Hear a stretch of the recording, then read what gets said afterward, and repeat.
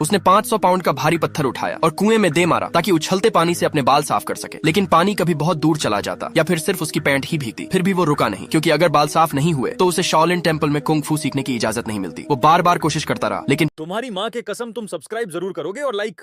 पानी के उछलने का पैटर्न समझ नहीं पाया। लेकिन रोज उस भारी पत्थर को उठाने से उसकी ताकत तेजी से बढ़ने लगी। एक हफ्ते बाद आखिरकार उसने पानी का राज समझ लिया। अब वो हैंड स्टैंड करके भी अपने बाल धो सकता था और उसकी ताकत कई गुना बढ़ चुकी थी। 200 पाउंड का पत्थर उठाना अब उसके लिए खेल बन गया। आखिरकार उसने अपने बाल साफ कर लिए। अगले दिन वो खुशी खुशी एबॉट के पास गया, लेकिन एबॉट तुरंत समझ गया वो असल में एक भिक्षु नहीं था, बल्कि विग पहनकर छुपा हुआ था। जैसे ही एबॉट ने उसकी विग उतारने की कोशिश की, वो बिजली की तरह पीछे हट गया। एक हफ्ते की ट्रेनिंग ने उसे तेज और ताकतवर बना दिया था। वो गिड़गिड़ा कर बोला उसे कुंग फू सिखा दे, लेकिन एबॉट ने उसे जमीन पर पटक दिया और उसकी विग उतार दी। सच सामने आ गया। वो मुड़कर जाने लगा, लेकिन तभी एबॉट ने उसे एक और मौका दिया। अगर वो बांस से मंदिर की छत ठीक कर दे तो उसे शाओलिन कुंग फू सिखाया जाएगा। वो तुरंत मान गया और काम में जुट गया। छत ठीक करते हुए वो नीचे शाओलिन शिष्यों को देखता जो बांस की लाठियों से अभ्यास कर रहे थे। वो भी चुपके से उनकी नकल करने लगा। हाथ कट गए, खून निकल आया, फिर भी वो रुका नहीं। रात में सबके सो जाने के बाद भी वो अकेले प्रैक्टिस करता रहा। जब उसने शिष्यों को लचीलापन बढ़ाते देखा तो वो भारी बांस से खुद भी कोशिश करने लगा। एक बार तो बांस हाथ से फिसलने वाला था, लेकिन उसकी ताकत अब इतनी बढ़ चुकी थी कि उसने उसे संभाल लिया। इस तरह छत ठीक करते करते वो चुपके से कुंग फू भी सीखता रहा। 1 महीने बाद उसने छत पूरी कर दी, लेकिन एबॉट ने कहा इसे फिर से तोड़ दो। वो गुस्से से भर गया, छत से कूदकर नीचे आया और सीधे एबॉट के पास जाकर बहस करने लगा। फिर वो उस आंगन में कूद गया जहाँ जाना मना था। वो सीधे ट्रेनिंग एरिया की तरफ बढ़ा, लेकिन एबॉट उसके सामने खड़ा हो गया। उसने एबॉट का हाथ हटाया और वहीं प्रैक्टिस शुरू कर दी। एबॉट ने उसे लात मारकर गिराया, लेकिन वो फिर भी संतुलन बनाए रखता है। एबॉट हैरान रह गया। उसने फिर हमला किया, लेकिन इस बार वो हर वार से बच गया। उसकी ताकत इतनी बढ़ चुकी थी कि उसने लकड़ी की लाठी हाथों से तोड़ दी। तभी एबॉट ने एक जोरदार वार किया और उसे सबसे खतरनाक जगह पर गिरा दिया। लेकिन उसने अपनी सीखी हुई चालों से सभी जाल आसानी से पार कर लिए। फिर शिष्य उसे चारों तरफ से घेर लेते हैं। एबॉट कहता है तुम यहाँ नहीं रह सकते, तुम्हारा स्वभाव शाओलिन के लिए सही नहीं है। लेकिन